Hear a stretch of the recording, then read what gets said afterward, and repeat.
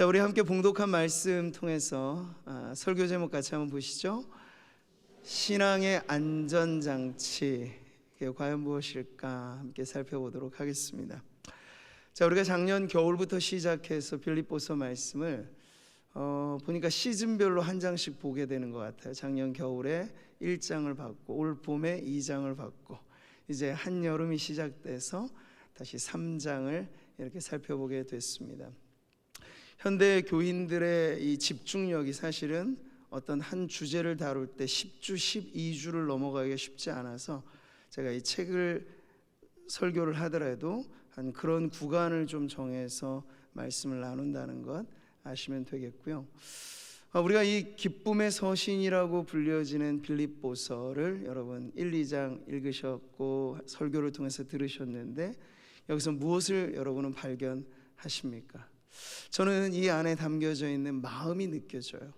목회자로서 사도 바울의 마음, 그리고 옥중에 갇혀 있는 그 사도를 지극한 정성으로 돌보고자 하였던 빌립보 교회 성도들의 마음이 말이죠. 거리상으로는 멀리 떨어져 있습니다. 그리고 사도 바울의 형편과 처지는 매우 힘든 가운데 있죠. 근데 그럴수록 그들의 마음은 더 하나가 돼요. 어떻게 이런 일이 가능할까? 몸이 멀어지면 마음도 멀어지는 법이라는데, 근데 뭔가 다른 것이 있는 거죠. 바로 그 마음과 마음을 연결시켜주는 그리스도의 마음이 목회자와 성도, 성도와 성도 사이를 하나로 만든 것이죠. 여러분, 이 구절 같이 한번 보실까요? 너희 안에 이 마음을 품으라. 곧 그리스도 예수의 마음이니. 아멘. 여러분, 지금도 그렇습니다. 그리스도의 마음 안에서 목회자는 성도들을 보는 것이고, 성도들은 그리스도의 마음 안에서 목회자를 보는 것이고, 또 그리스도의 마음 안에서 성도들은 서로가 서로를 볼 때 교회는 하나가 될 수 있습니다. 다른 방법이 아니에요. 그리스도의 마음 안에서 우리는 하나가 되는 것인데, 자, 그러할 때 교회는 아주 강건하게 설 수 있는 거죠. 그래서 빌립보서가 주제로 하고 있는 이 기쁨이라고 하는 것은 그저 피동적으로 느껴지는 감정 정도가 아니고요, 아주 강인한 영혼의 고백이라고도 할 수 있겠죠. 저는 이 덥고 습한 여름 한철, 우리에게 인내가 필요한 이 계절에 우리가 다시 빌립보서를 봄으로써 성도들이 이 강인한 영혼의 고백으로 여러분의 인생의 주제가가 기쁨의 노래가 되기를 축복합니다.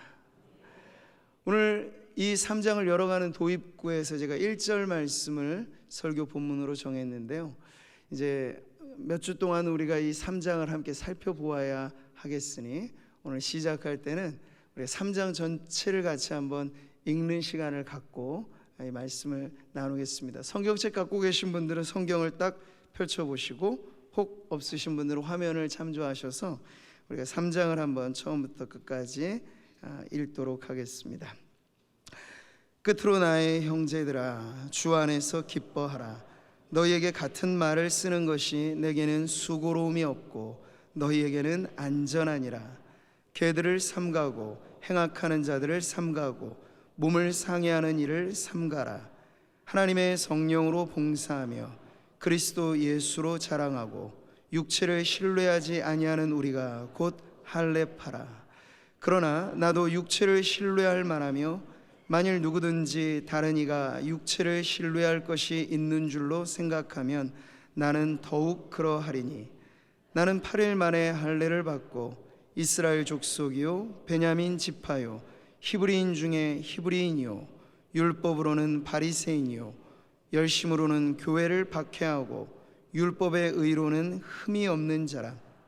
그러나 무엇이든지 내게 유익하던 것을 내가 그리스도를 위하여 다 해로 여길 뿐더러 또한 모든 것을 해로 여김은 내 주 그리스도 예수를 아는 지식이 가장 고상하기 때문이라. 내가 그를 위하여 모든 것을 잃어버리고 배설물로 여김은 그리스도를 얻고 그 안에서 발견되려 함이니, 내가 가진 의는 율법에서 난 것이 아니요 오직 그리스도를 믿음으로 말미암은 것이니 곧 믿음으로 하나님께로부터 난 의라. 내가 그리스도와 그 부활의 권능과 그 고난에 참여함을 알고자 하여 그의 죽으심을 본받아 어떻게 해서든지 죽은 자 가운데서 부활에 이르려 하노니 내가 이미 얻었다 함도 아니요 온전히 이루었다 함도 아니라 오직 내가 그리스도 예수께 잡힌 바 된 그것을 잡으려고 달려가노라.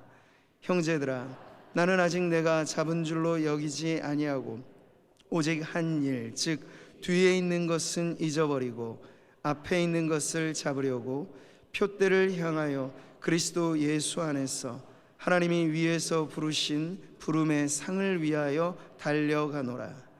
그러므로 누구든지 우리 온전히 이룬 자들은 이렇게 생각할지니 만일 어떤 일에 너희가 달리 생각하면 하나님이 이것도 너희에게 나타내시리라. 오직 우리가 어디까지 이르렀든지 그대로 행할 것이라. 형제들아, 너희는 함께 나를 본받으라. 그리고 너희가 우리를 본받은 것처럼 그와 같이 행하는 자들을 눈여겨보라. 내가 여러 번 너희에게 말하였거니와 이제도 눈물을 흘리며 말하노니 여러 사람들이 그리스도의 십자가의 원수로 행하느니라.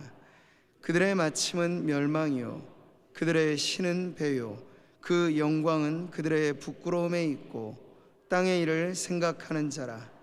그러나 우리의 시민권은 하늘에 있는지라.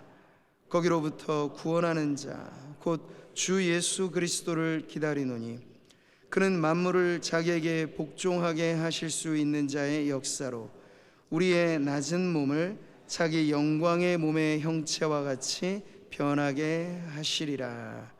아멘. 이렇게 한 장의 말씀을 읽는데 소요되는 시간은 대략 3분 정도입니다.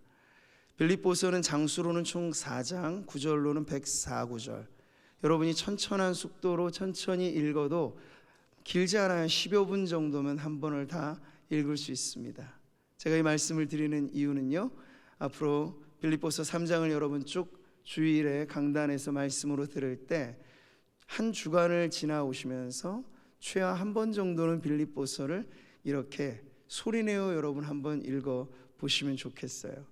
주일을 잘 보내기 위해서 주일의 전날 토요일을 어떻게 보내느냐도 매우 중요한데, 그날에 여러분 이렇게 빌립보서를 한 번씩 읽어보셔서 매 주일마다 말씀이 우리 가운데 해석되고 적용될 때 여러분이 직접적으로 그 말씀에 참여하는 그런 적극적인 예배자들로 하나님 앞에 서게 되시기를 축복합니다.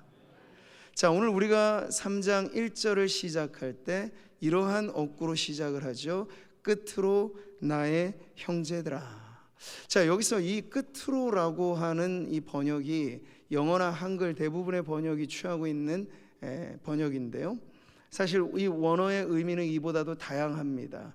여러 가지 의미는 문맥 안에서 그 뜻을 갖게 되는데, 끝이라고 이야기를 하면 마치 여기서 뭔가 종결되는 것 같은 의미가 있어서 지금 딱 3장인데 4장으로도 넘어가면, 그래서 몇몇 어떤 사람들은 이 3장부터 4장 어떤 일부분의 내용을 마치 부록과 같이 특별하게 편입된 내용으로 해석하기도 합니다. 그럼 우리에게 있어서 이 구절의 의미는 그렇습니다.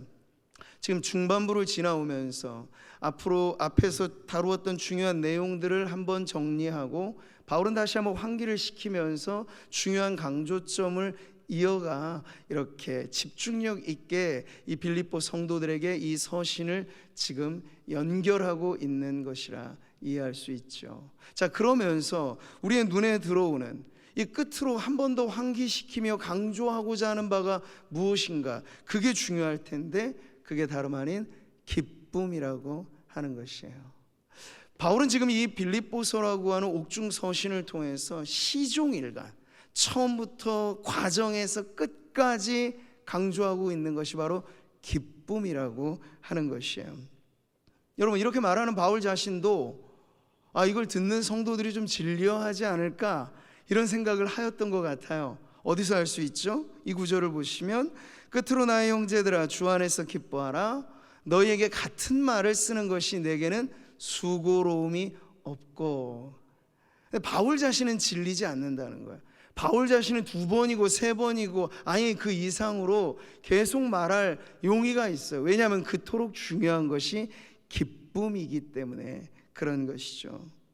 다른 번역을 제가 보니까요, 내가 같은 말을 되풀이해서 쓰는 것이 나에게는 전혀 번거롭지 않습니다. 나는 여러분에게 이런 말을 하는데 지치지 않습니다. 이렇게 지금 기쁨이라고 하는 주제를 계속 몰두해서 전하는 그 바울, 저는 그 마음이 마치 어린 자녀들을 돌보는 부모의 마음 같다 여겨져요. 왜 그런가? 여러분, 우리 어린 아이들에게 늘 부모들이 하는 반복돼서 하는 말 있잖아요. 얘야, 수영장 가거나 물가에 가면 늘 조심해야 된다. 건널목 건널 때 손 번쩍 들고 좌우에 차가 오가는지 잘 살펴서 조심해서 건너야 돼. 이거 한 번 하고 마는 말인가요? 학교 갈 때마다 늘 하는 말이고 물가에 갈 때마다 늘 하는 말이죠.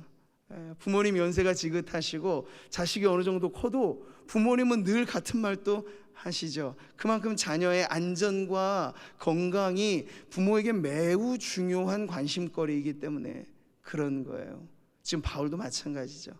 성도들에게 있어서 그 영혼의 신앙의 가장 중요한 건강은 바로 얼만큼 기뻐하며 사는가, 바로 거기에 달려있기 때문에 바울은 2번이고 3번이고 연거푸 계속해서 이 주제를 놓치지 않고 있는 겁니다.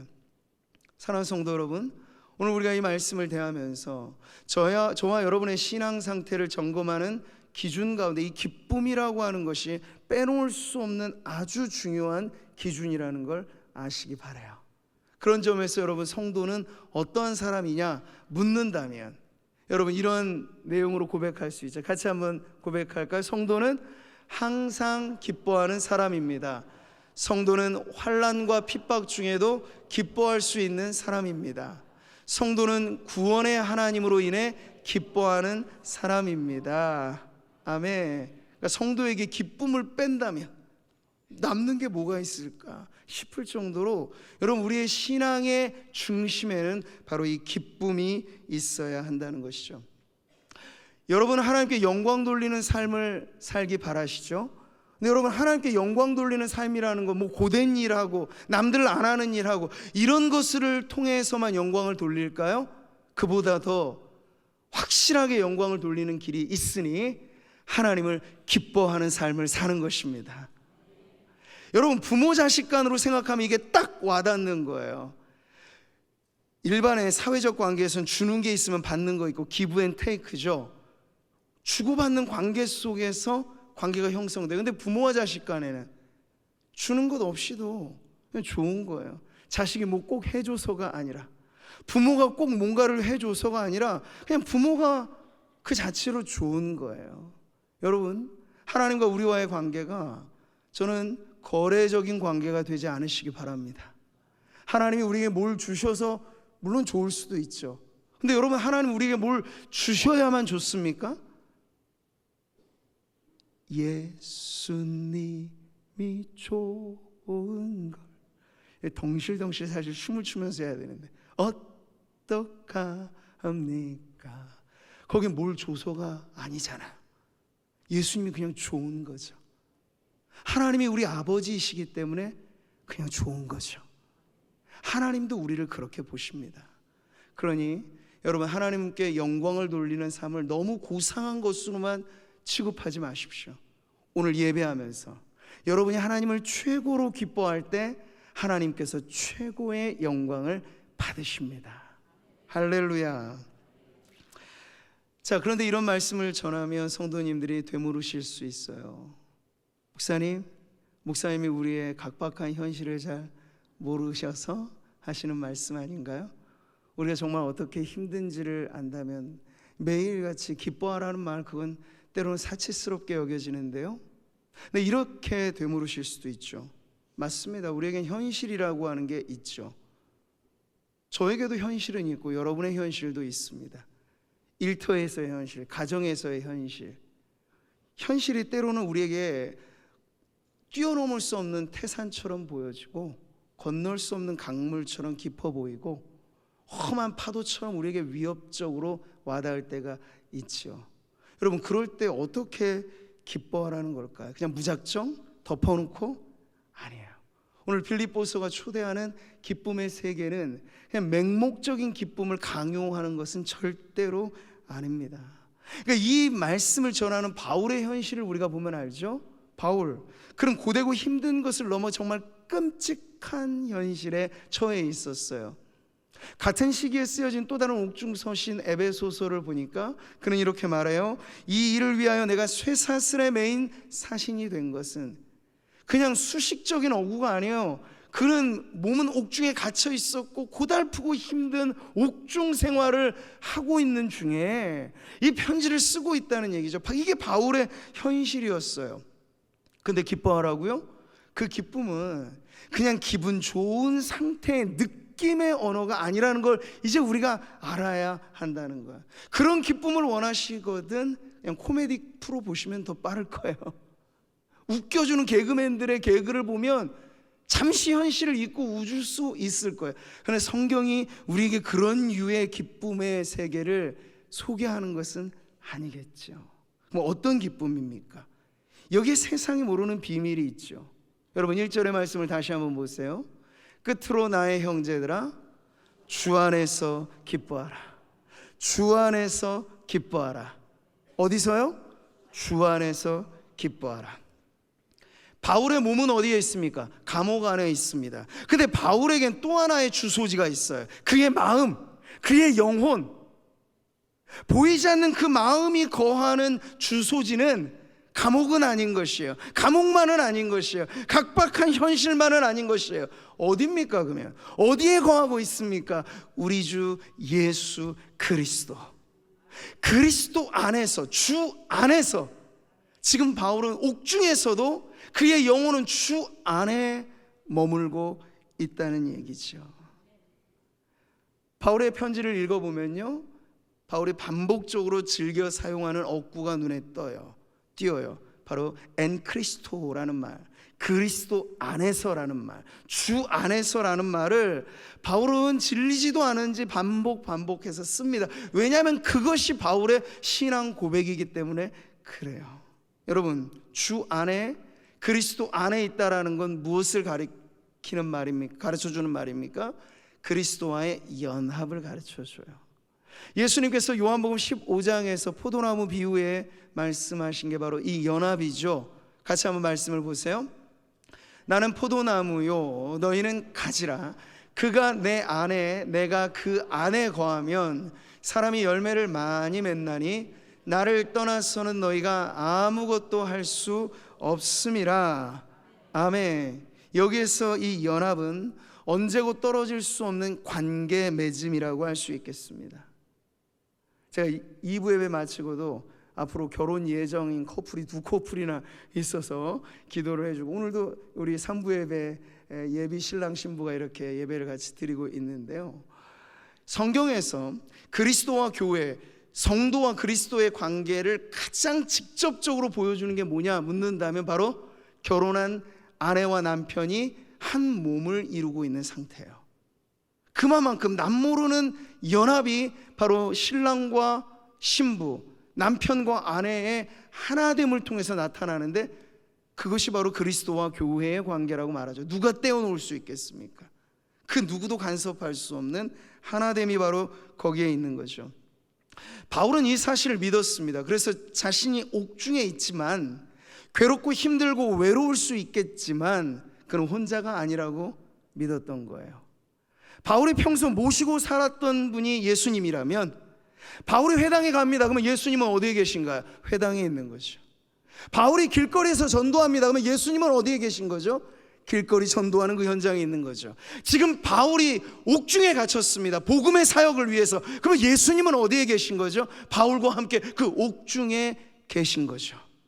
여러분, 이게 그리스도와의 연합이에요.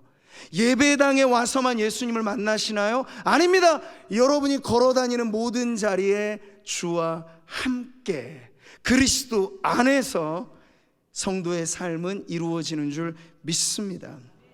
그러니까 덮어놓고 기뻐하십시오가 아닌 거예요. 기쁨이라고 하는 걸 느끼십시오라고 말하는 게 아니에요. 주 안에 머무십시오. 그러면 주님 주시는 그 기쁨이 현실을 도피해서가 아니라 현실을 압도할 만한 기쁨이 말이죠. 이건 예컨대 아이를 놓은 엄마의 기쁨이라고 할까요? 아이를 놓을 때 고통은 이만저만 아니죠. 온몸의 뼈마디가 다 끊어질 것 같은 고통이 출산의 고통이라고 하는데, 그 고통의 마지막 자리에서 아이가 출생을 할 때 엄마는 잊어버리는 거예요. 내가 이전까지 죽겠다고 아우성치면서 힘들었던 그 모든 게 잊혀지고 아이가 태어난 그 기쁨에 겨워서 아이를 품에 안는 그 엄마의 마음처럼 말이죠. 여러분, 우리의 고통의 현실과 많은 우리의 삶을 옥죄는 우리의 현실의 어려움들이 여러분의 영혼의 주소지가 주 안에 머물러 있다면, 근데 그것을 압도할 만한 기쁨을 하나님께서 우리에게 주시는 줄 믿습니다. 사랑하는 성도 여러분, 지금 우리가 예배하는 이 자리, 여러분 어디에 계십니까? 근데 우리는 물론 경북 구미시 박정희로 69-5번지 괄호 열고 상모동 괄호 닫고 교회 주소예요. 여러분 지금 그 주소지에 지금 있는 거죠. 여러분의 집 주소는 또 저마다 다 있으시겠죠. 그런데 여러분, 성도는 그렇게 우리의 육신이 거하는 주소지만 알고 있으면 안 되고, 또 하나 여러분의 영혼의 본적지, 여러분의 영혼의 현 거주지가 분명하셔야 돼요. 우리 주 예수 그리스도. 그 안에 여러분이 있어 보십시오. 그럼 우리 안에 절로 이런 고백이 나오지 않을까요? 주 안에 있는 나에게 딴 근심 있으랴. 십자가 밑에 나아가 내 짐을 풀어. 다 같이요. 주님을 찬송하면서 주님을 찬송하면서 할렐루야 할렐루야. 내 앞길 멀고 험해도 나 주님만 따라가리. 할렐루야.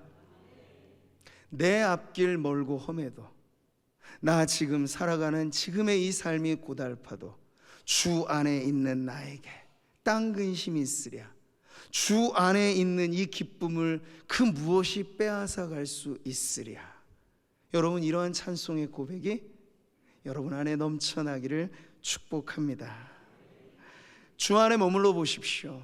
그러면 그 안에 있는 기쁨을 알게 될 것이에요. 근데 더 놀라운 건 기쁨만 있을까? 아니요. 그 외에 모든 것들이 주 안에 다 있어요. 주 안에 있는 평강을 여러분 맛보게 될 것입니다.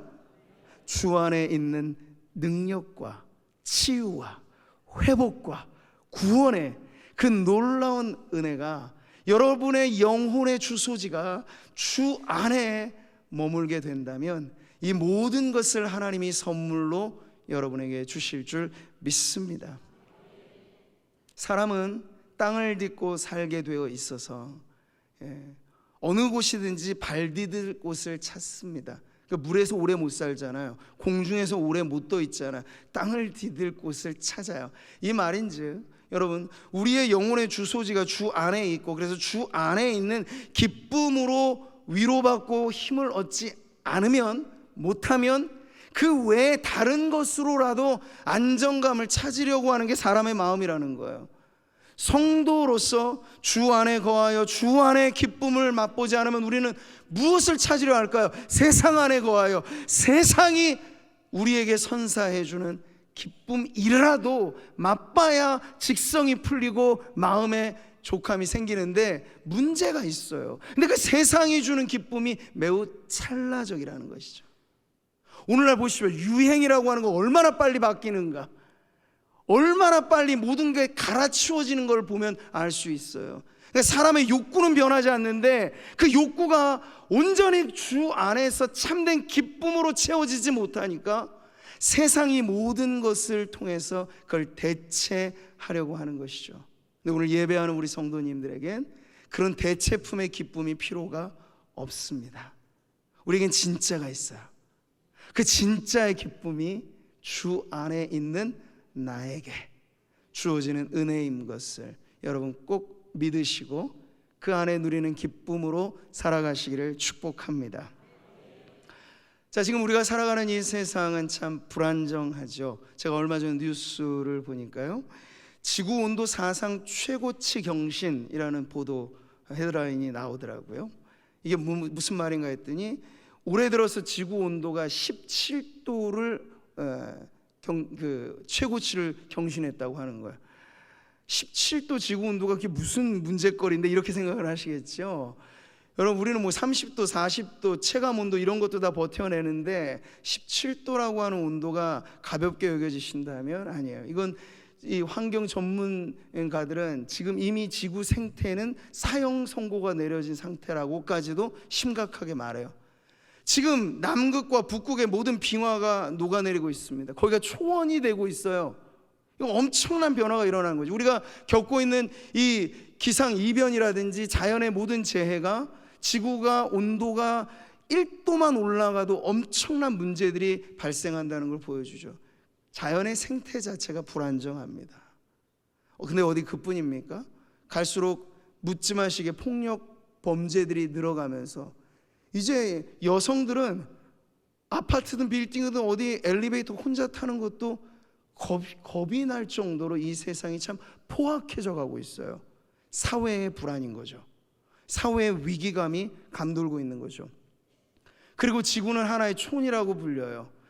러시아, 우크라이나가 전쟁을 벌였는데 피해를 보는 건 그 주변의 모든 나라들이 피해를 봐요. 곡물값이 오릅니다. 곡물값만 올라서 경제가 아니잖아요. 모든 게 연동되어 있어서 이 어려움에 함께 동반할 수밖에 없는 것이 지금 우리가 겪고 있는 경제 위기라고도 할 수 있는 거죠. 자, 이런 모든 위기와 불안 속에서 여러분, 우리가 어떻게 참된 안정을 누리며 살아갈 것인가? 오늘 말씀에는요, 바로 그 신앙의 삶의 안전장치 역시도 기쁨이라고 가르쳐주고 있습니다. 여러분, 우리 말씀을 다시 한번 읽어보시죠.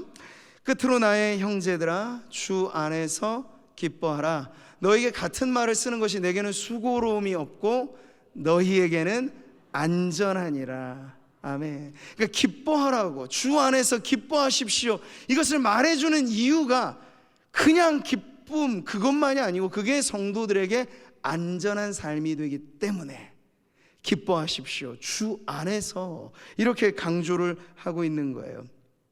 여기 원어의 의미가 확실하다, 분명하다, 여러 가지 뜻이 있는데 영어 성경을 보면 여기 세이프 가드라고 번역을 했어요. 안전장치. 기쁨이 이 불안한 세상을 살아가는 성도들의 안전장치가 된다고 가르쳐주고 있는 것이죠. 여러분, 여기서 우리는 다시 한번 기억해야 합니다. 성경이 말하는 이 기쁨은 감정 이상의 것이라 하는 것을, 그저 무조건 반사식으로 느껴지는 감정과 성경이 기뻐하십시오라고 말하는 것의 구별됨을 아셔야 돼요. 여러분, 인간은 감정의 존재죠. 이 감정이라고 하는 건 내가 컨트롤하기는 어려운 거예요. 물론 배우들은 우는 감정을 자아내서 눈물도 흘리고 기쁨의 감정을 연출해서 기뻐하기도 하고 하지만 평상시 우리가 살 때는 느껴지는 거죠. 갑자기 여러분 화난 대낮에 있다가 암흑천지가 돼버리면 대번에 우리의 감정은 불안감이 밀려옵니다. 조바심, 초조함 혹은 공포심이 밀려오기도 하죠. 이게 우리의 마음의 감정이에요. 근데 이런 곳에서 기뻐하라고 하는 이 말씀은 과연 어떤 차이가 있을까요? 여러분, 그 기쁨이라고 하는 건 막연히 기다리면 감나무 밑에 떨어지는 감처럼 그렇게 우리에게 오는 게 아니고 믿음으로 선택하는 것입니다. 믿음으로 결단하는 것입니다.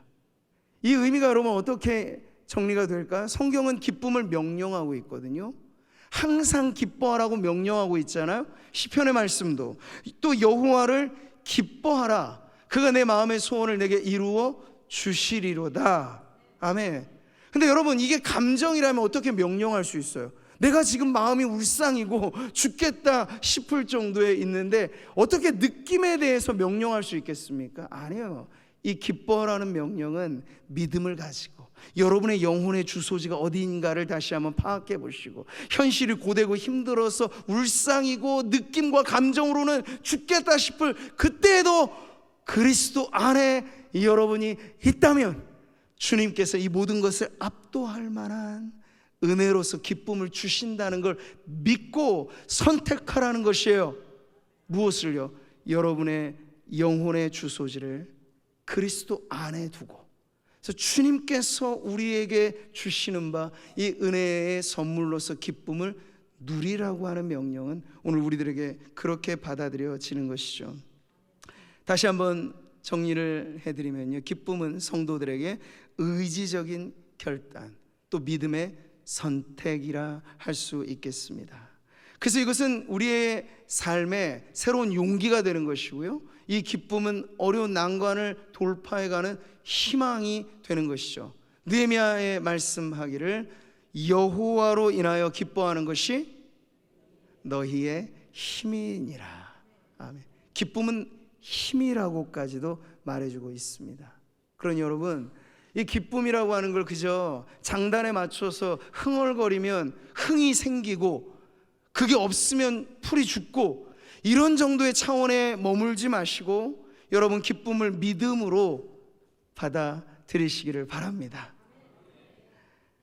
인간은 기계가 아니기 때문에 감정은 오락가락해요. 네. 덥고 습하면 짜증도 생깁니다. 네. 그 당연한 거죠. 성도들도 피할 수는 없을 거예요. 육체가 피로하면 마음이 힘들어지는 건 당연합니다. 근데 그럴 때에도 우리가 이 기쁨이라고 하는 것은 옥중의 사도가 누릴 수 있었고, 고난 중에 성도들이 맛볼 수 있었고, 오늘도 우리 안에 주님이 주시는 은혜의 선물이라고 하는 사실을 믿음으로 여러분, 어떠한 감정의 격변이 여러분에 일어나는 그 순간에도 주 안에서 이 기쁨을 누려, 이것이 우리의 삶의 안전한 신앙의 안전장치가 되어 살아가는 성도들 되시기를 축복합니다. 그러면 세상이 주는 위안과 다른 아주 확실하고 영원한 이 기쁨은 만료기간이 없는 기쁨이에요. 주님 주신 기쁨에는 유통기한이 없어요. 부패할 걱정 안 하셔도 돼요. 이 기쁨은 영원한 기쁨이기 때문에.